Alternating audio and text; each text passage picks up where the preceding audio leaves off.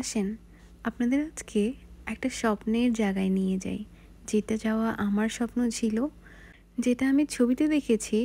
আমি ভেবেছিলাম আমি সেখানে যেতে পারবো না, বাট যেহেতু এটা হাইকিং, সো একটু সাহস করে চলেই গেলাম।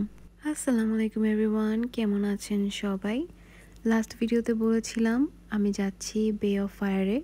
তো ওখানে যাওয়ার পথে দেখছিলাম কিছু আঙ্গুর গাছ, আঙ্গুর বাগান অ্যান্ড একটা বাংলাদেশের মতো ট্রাক। আর যেহেতু অস্ট্রেলিয়া, সেহেতু ক্যাঙ্গারু থাকবেই। একটা পার্কিংয়ে বসেছিল সে, তো আমাকে দেখে সে সামনে এগিয়ে আসে। ওরা খুবই ফ্রেন্ডলি হয়, আপনাকে কোনো ক্ষতি করবে না। জাস্ট চুপ করে বসেছিল, আমিও তাকে দেখছিলাম। হাইকিংয়ে গেলে সবার প্রথমে জুতার খেয়াল করতে হবে। তো এখন আমরা যাব ওয়াইন গ্লাস বে লুক আউটে।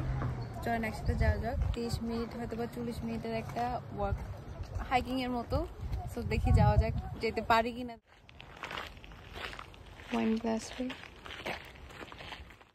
আমরা এখন আছি এখানে। আমরা এখন যাবো এই ওয়ান গ্লাস বে লুক আউটে। এখান থেকে আমরা এটা দেখব, এই ভিউটা।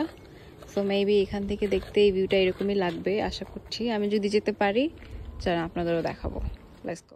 একদম পুরো জঙ্গল, তার মধ্যে এরকম অফ ট্র্যাকের মতো ছোট্ট ছোট্ট রাস্তা। আমরা এখন ওয়াইন গ্লাস বের দিকে যাব।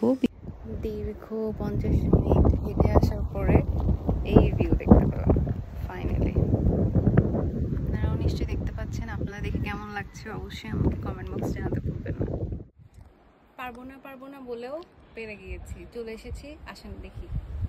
হাইকিং করা সব সময়ের জন্য অনেক কঠিন আমার মনে হয়, বাট তারপরেও সাহস করে গিয়েছি, এই জন্য এই ভিউটা হয়তো দেখার সৌভাগ্য হয়েছে। আমি পাহাড়ে ওঠার পরে আমি চিন্তা করছিলাম যে এই ভিউটা আমি দেখছি, আমার বিশ্বাসই হচ্ছিল না কেন জানি। এক সাইডে পাথরের পাহাড়, এক সাইডে সমুদ্র, এক সাইডে মাটি ঘাসের পাথর, ঘাসের পাহাড়। বেশি এক্সাইটেড হয়ে গিয়েছিলাম, এই জন্য কথাও বলবো। সেই ওয়াইন গ্লাস বে, এটার শেপটা ওয়াইন গ্লাসের মতো, তাই এটা নাম। মাঝে মাঝে সাহস করে কোনো কাজ করলে সেটা বৃথা যায় না, সেটা আমি এবার প্রমাণ পেয়েছি। কারণ আমরা যে পাহাড়টাতে হাইক করেছিলাম এটা বেশ উঁচু, মানে আমি বিশ্বাসও করতে পারি নাই যে এটা আমি করতে পেরেছি। যারা হাইকিং করেন তারা তো বুঝতেই পারবেন যে কতটা পাহাড়ের উঁচুতে গেলে এই ভিউগুলো আসলে দেখা পসিবল হয়। অনেকটা পথ হাঁটার পরে এখানে বসেছিলাম কিছুক্ষণ।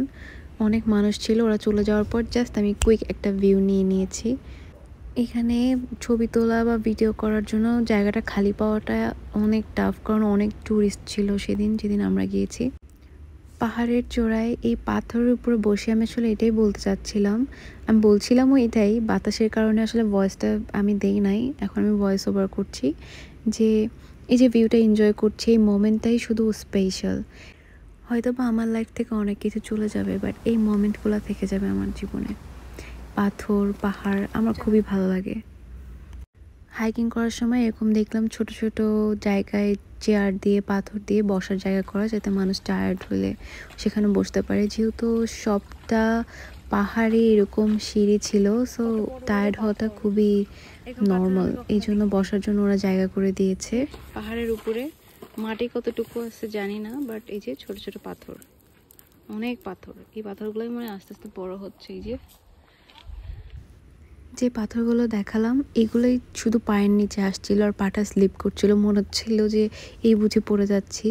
কারণ আমি যেখানে হাঁটছিলাম আশেপাশে আসলে কিছুই ছিল না, একটু অসাবধানতায় একটা অ্যাক্সিডেন্ট হয়ে যাওয়া পসিবল। এই পাথরগুলো দেখছেন, এগুলো হয়তো শত শত বছরের সাক্ষী হয়ে আছে, তো এটা দেখার সৌভাগ্য হচ্ছে, সেজন্য আপনাকে thank you. No worries, my pleasure. আমার জন্য এখন আপনারাও দেখেন হাজার হাজার বছরের পুরাতন পাথর জঙ্গলের মধ্যে, ওই যে দেখতেই পাচ্ছেন অনেক বড় বড় পাথর, মানে এটা দেখতে পারবো সেটা চিন্তাও করে নাই।